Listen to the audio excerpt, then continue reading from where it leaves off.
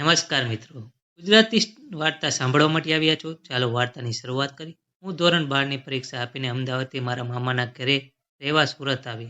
મામાની દીકરી એટલે સ્નેહા તે મારાથી એક જ વર્ષ નાની એટલે એની સાથે મારે બેનપણી જેવા સંબંધો.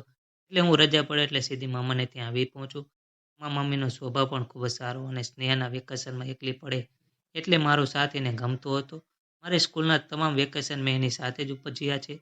આમ તો હું વર્ષોથી જ મામાને ત્યાં આવતી જતી રહેતી, પણ આ વખતે કંઈક મને નવો જ અનુભવ થયો. મારા મામાના એપાર્ટમેન્ટમાં બીજા માળે રહેતા હતા, એટલે મારે અને સ્નેહને હરવા ફરવા અને કંઈક નાની નાની ખરીદીઓ માટે દિવસમાં કેટલી વાર લિફ્ટમાં દ્વારા ઉપર નીચે ઉતરવું પડે. ઉપરાંત રોજ સાંજે એપાર્ટમેન્ટની નીચે આવેલા ગાર્ડનમાં લટાર તો મારવાની જ હોય અને રાત્રે પાછા જમીને સોડા પીવાની અને ટેલવા જવાનું.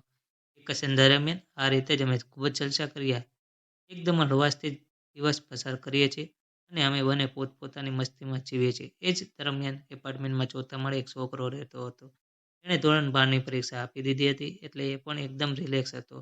રોજ સાંજે હું અને સ્નેહા ગાર્ડનમાં ફરીએ ત્યારે એ છોકરો પણ ત્યાં જ હોય અને મારી સામે વારંવાર જોતો રહે. પહેલાં તો મને લાગ્યું કે એ બીજે ક્યાંક જોતો હશે, એટલે મેં એને ઇગ્નોર કર્યો, પરંતુ 3-4 દિવસમાં પહેલીવાર મને ખ્યાલ આવ્યો કે એ મારી તરફ જ જોયા કરે છે, બીજી તરફ નહીં.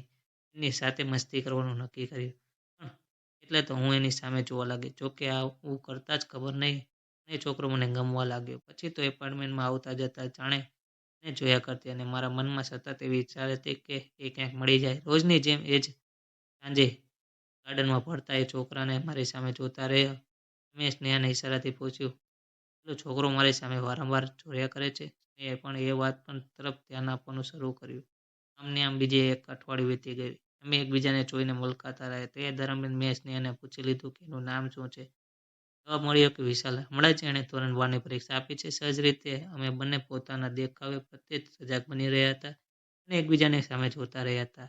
તેમાં એક સમય દરમિયાન અમારા બંનેની આંખો મળી ગઈ. અમને એવું લાગતું હતું કે દુનિયામાં બીજું કશું જ જોવા જેવું નથી, એટલે અમે એકબીજાની આંખોમાં જ જોતા રહ્યા. પછી તો અમે એકબીજાને તરફ સ્માઇલ પણ પસાર કરવાનું નક્કી કર્યું. થયું પણ એવું. તો એકબીજાની વાતચીત શું કરવી અને ક્યાંથી શરૂ કરવી એની બંનેમાંથી કોઈને સમજ પડી નહોતી. એક દિવસ અમે સવારે કંઈક લેવા ગયા અને ત્યારથી જ પરત ફરતા વિશાલ લિફ્ટમાં અમારી સાથે થઈ ગયો. અમે બંને કેડબરીઝ આપીને કહ્યું, આજે મારો બર્થડે છે. મેં અને સ્નેહાએ વિશાલને જન્મદિવસની શુભકામનાઓ આપેલી. એ દિવસ તો જાણે મારા પોતાનો જ બર્થડે હોય એમ મને લાગી રહ્યું હતું.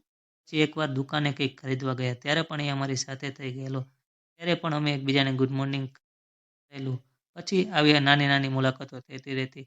એ દરમિયાન વિશાલે સ્નેહાને પૂછી લીધું કે આ કોણ છે, શું કરે છે ને ક્યાં રહે છે, એનું નામ શું છે. પણ અને સ્નેહાનો તો વિશાલ સારી રીતે ઓળખતો હોવાથી સ્નેહાએ એના દરેક પ્રશ્નોના જવાબ સરસ રીતે આપી દીધા. ત્યારબાદ એકાદ અઠવાડિયા પછી સ્નેહાએ એક કાગળ મને સંતાડીને આપેલું અને કહ્યું છે કે આ વિશાલે આપ્યો છે. અને ગભરાતા ગભરાતા મેં એને વાંચ્યું અને લખ્યું હતું, પલ્લવી આઈ લવ યુ. એ ક્ષણનો મારો અનુભવ હું વર્ણવી શકું એમ નથી. ત્યારે હું ગભરાઈ ગયેલી કે એટલી તો ખુશી હતી કે ન તો પૂછો વાત. ત્યાર પછી તો વિશાલ પ્રત્યેની મારી દ્રષ્ટિ એકદમ અલગ જ થઈ ગઈ. મારી ખુશીનો પાર ન રહ્યો અને એ વેકેશન જવામાં 4 દિવસ પહેલાં જ મેં પણ એક કાગળ લખ્યું હતું, વિશાલ આઈ લવ યુ ટુ. ત્યારબાદ અમારી મુલાકાતો વધતી ગઈ. પછી તો ચોક્કસ જગ્યા પર ઊભા રહીને વાતો કરતા રહ્યા અને આ બધામાં સૌથી સહાયરૂપ બની મારા મામાની દીકરી સ્નેહા. વેકેશન પૂરું કરીને પરત અમદાવાદ આવી રહ્યા હતા ત્યારે જ એક એક દિવસ યાદ ફરીને ક્યારે રજા આવે ને ત્યારે હું સુરત ભાગી જાઉં. એની રાહમાં જ દિવસો પસાર કરવા લાગ્યા. એના વિના ગમતું નહોતું. બીજી તરફ એનો સંપર્ક પણ સરળતાથી થઈ શકતો નહોતો. ત્યારબાદ એકાદ વર્ષમાં અમારા બંને પાસે મોબાઈલ આવી ગયા, એટલે મોબાઈલ પર અમારી વાતો થયા કરતી. અમારી વચ્ચે પ્રેમ લાગણીઓ અને નિખાલતા વ્યવહારને લીધે જ અમે બંને એકસાથે નક્કી કરેલું કે આપણે લગ્ન કરીશું તો સાથે જ કરીશું. અમારા લગ્ન નક્કી કરવામાં સ્નેહાનો સૌથી મોટો ભાગ રહ્યો છે. જો કે અમારા બંનેના ઘરે લગ્ન લેવાઈ ગયા છે, એમાં કંઈ વાંધો નથી.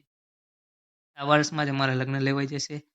એક વાત કહેવાનું ભૂલી શકાય તેમ નથી, અમારા લગ્ન થઈ રહ્યા છે એ મારી બેન સ્નેહાના હૃદયપૂર્વક આભાર માનીએ છીએ. આવી સ્ટોરી સાંભળવા માટે, આવી જ વાર્તા સાંભળવા માટે ચેનલને સબસ્ક્રાઈબ કરજો મિત્રો. ધન્યવાદ.